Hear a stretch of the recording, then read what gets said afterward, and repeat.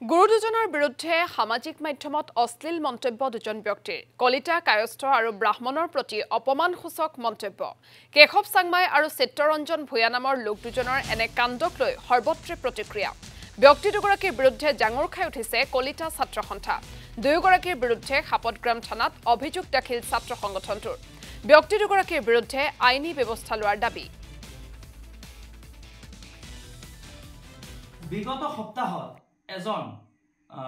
আমাৰ খুব প্ৰিয় ইউটিউবাৰ চিত্তৰঞ্জন ভূঞা যিজনে কলিতা জাতিক লৈ খুব নিন্দনীয়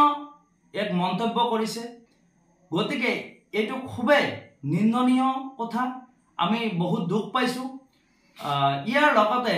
আমাৰ জগতগুৰু মহাপুৰুষ শ্ৰীমন্ত শংকৰদেৱ আৰু মাধৱ পুৰুষ জনাক যি গে